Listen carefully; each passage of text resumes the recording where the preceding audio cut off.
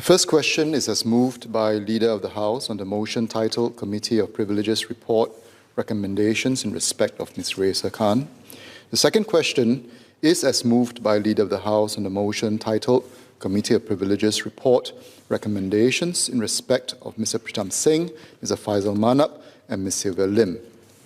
In accordance with the earlier decision of this House to have a simultaneous debate on both motions, I will now call on members to make their speeches. Members are allowed to consider both motions in a single speech. At the end of the debate, I will put the questions on both motions separately so that the House can express its vote on each motion. In addition, I will also disallow any amendment to either motion that has the effect of negativing or nullifying the other motion. Any member who wishes to vote against either motion can do so directly without such amendments. Leader of the Opposition.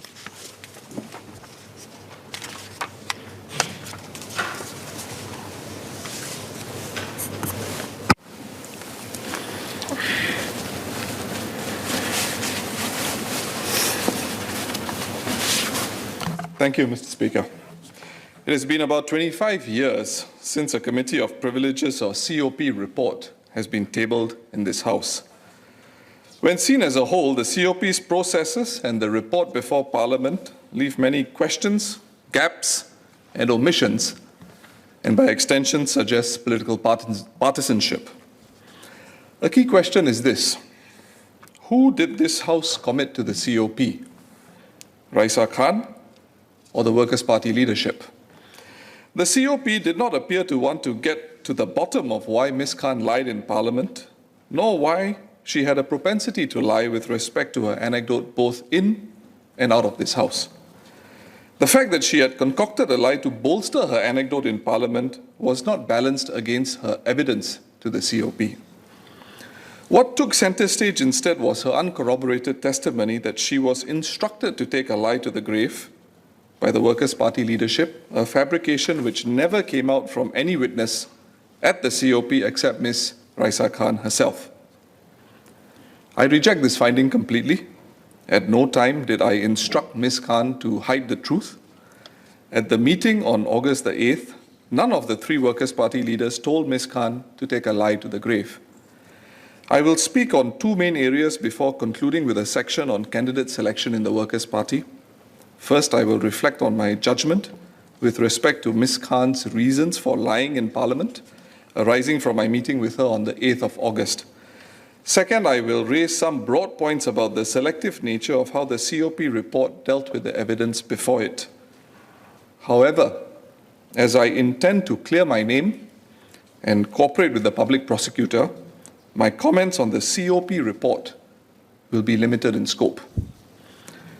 The most difficult aspect of this episode for me personally, and most certainly something that I have reflected on, is the approach to take when a fellow MP tells you first she is a rape victim, and second, how this episode caused an untruth to be told in Parliament. From the moment I learned, after the August sitting, that Ms. Khan had lied in Parliament, there was no doubt in my mind that she would have to confess in Parliament that she had lied, and that she would have to apologize for it in this House. I have shared publicly that the matter of the lie was something for Ms. Khan to explain in Parliament. My firm belief is that a member of Parliament must be accountable in Parliament for what they say in Parliament. In addition, I considered that whenever she confessed, Ms. Khan would have to explain her reason for telling her lie. I did not want Ms. Khan's parents or loved ones to be caught by surprise before she had the chance to speak with them. Looking back though, I gave Ms. Khan too much time to settle herself before closing the issue with her.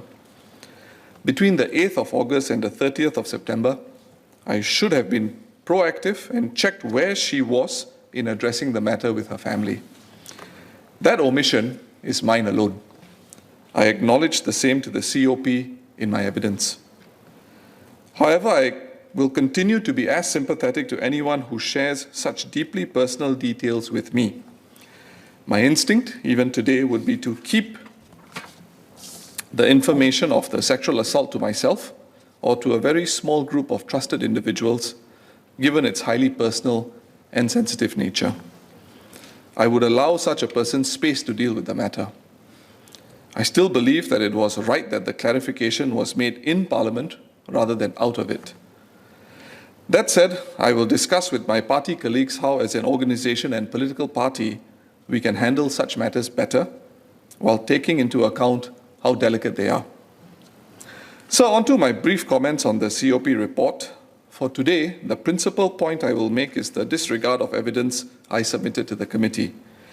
At minimum, I would have expected a listing of all the documents my fellow Workers' Party colleagues and I submitted to the committee to be included in the COP report, to indicate that they were actively considered in deliberations. I can only assume they were not considered, despite my colleagues and I being served with a summons to produce. There are objective documents that I submitted to the committee which raise serious doubts about the eventual findings reached in the report, including the unparliamentary language used at various places which is not supported by evidence. The most egregious in my mind is the conclusion that in seeking a psychiatric evaluation for Ms. Khan, I had somehow weaponized her condition. The following points need to be considered as to why I mentioned the psychiatric evaluation. First, the notes of the Workers' Party Disciplinary Panel, or DP, which was submitted to the COP, show that Ms. Khan tendered on her own accord documents which revealed that she was the patient of a psychotherapist who had referred her to a psychiatrist. Second, on the 29th of November, Ms. Khan voluntarily shared with the DP that she suffered from dissociation. Once again, the relevant DP notes were forwarded to the COP. And third, I was asked an open question by the COP as to why Ms. Khan would make certain statements. I attempted to give a fair answer in line with what Ms. Khan herself had revealed. If the COP was indeed a fact-finding body, should I not have raised the matter of Ms. Khan possibly laboring under a condition to the COP?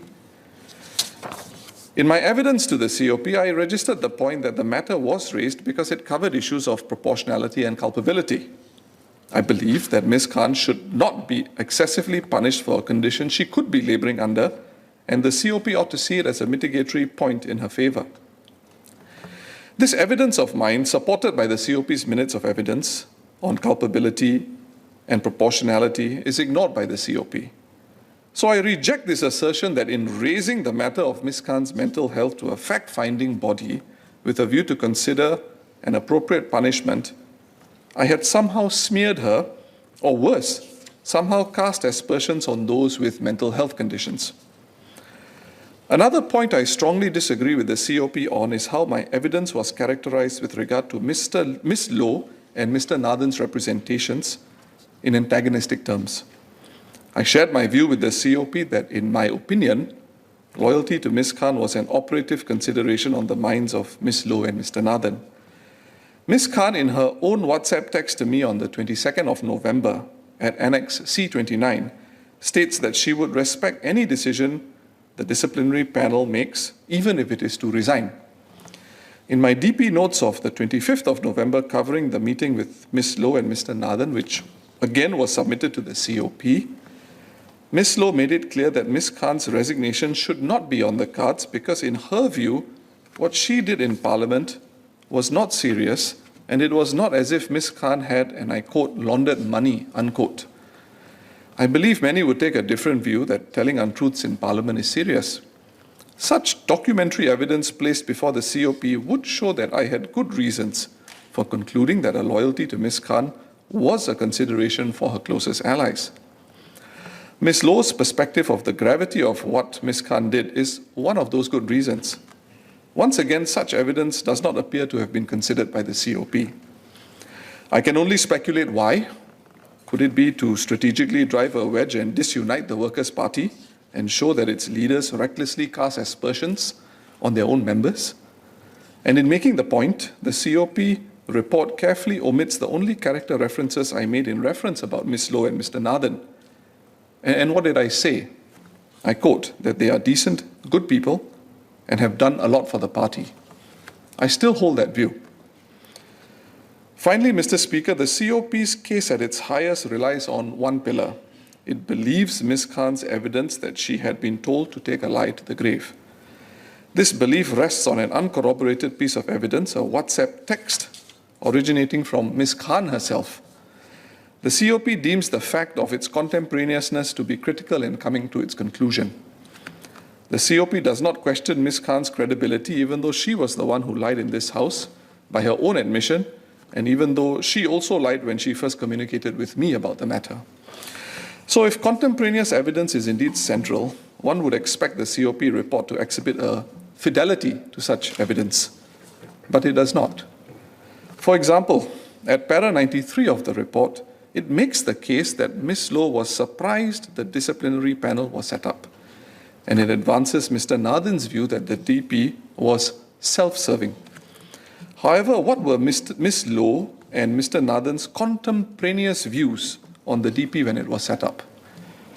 I submitted my WhatsApp text with both of them to the COP. Once again, this evidence is left out from the COP report. For the record, Ms. Loh's contemporaneous reply upon receiving my message was, and I quote, "I see. Is there something you need me to do?" Unquote. Mr. Nathan's reply was clearer, and I quote, "Hi, Pritam. Noted on this. I know it's difficult, but I think party members and supporters will be comforted by it." Unquote. These contemporaneous WhatsApp messages directly contradict the COP's findings at para 93. This leaves me to consider Ms. Khan's behavior after her resignation and her motivations for making her uncorroborated claim at the COP that she was told to take her lie to the grave. I would offer that the more natural explanation as to why she would do so is that it was in line with human behavior, logic, and common sense, to use the words of the COP.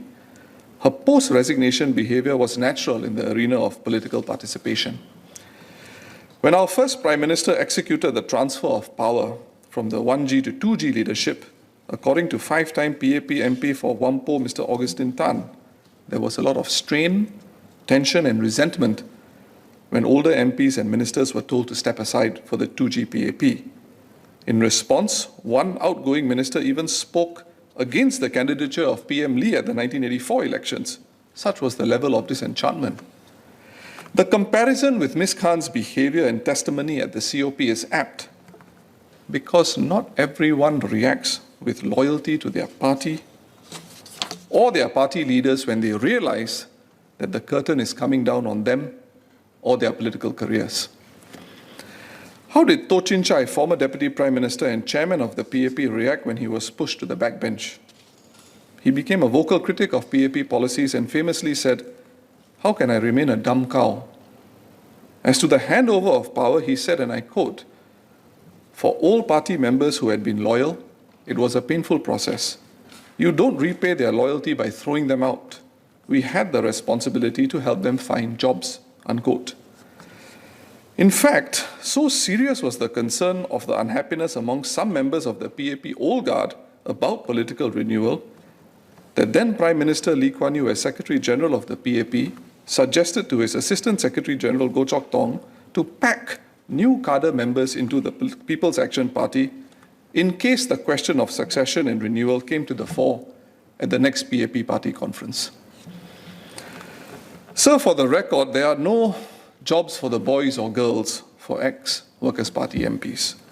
When your departure is precipitated by an overwhelming loss of support from your party members and colleagues, except for your closest allies, from a human behavior standpoint, I can understand why a person would turn against one's party leaders. My final point, Mr. Speaker, is on the legitimate questions raised by Singaporeans about candidate selection in the Workers' Party. As this House knows, and as the government has also previously shared, for example, when the chief of the Singapore Civil Defence Force was convicted in court, no selection process is foolproof and people can change. Even PAP MPs have been found guilty of criminal conduct or forced by their party to vacate their seats for other reasons. Potential PAP general election candidates have also been substituted at the 11th hour. The point is that even people who exhibit politically attractive character traits can turn out to be unsuitable.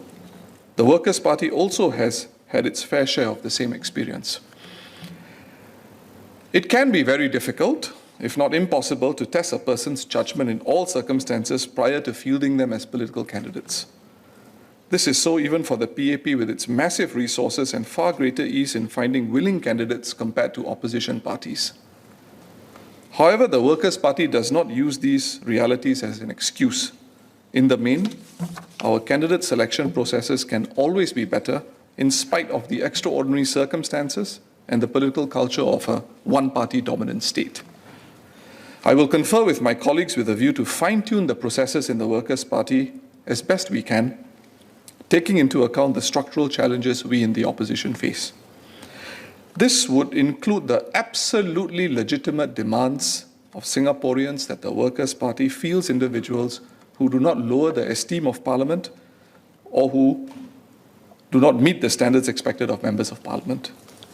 Of course, I will endeavour to the best of my abilities to ensure that our candidates are rational, responsible, and respectable. And if any candidate selection decisions are wrong, I, as Secretary General of the party, take full responsibility. In conclusion, with reference to the Leader of the House's first motion at 2C, the Workers' Party disagrees with the reasons behind the lower quantum of fine for Ms. Khan because it is predicated on alleged guidance given to her by myself, Ms. Lim, and Mr. Faisal, a case which the three of us reject. On the second motion, I am unable to accept the COP's findings that offences have been committed under the Parliament Act by me or any other Workers' Party MPs. Therefore, I will object to the second motion as the basis for the recommendations are that offences may have been committed by us. Nevertheless, should Parliament resolve to adopt the motion, I intend to clear my name and will cooperate fully with the Public Prosecutor. In view of this, I have kept my comments on the COP report for today's purposes very narrow and limited. Thank you.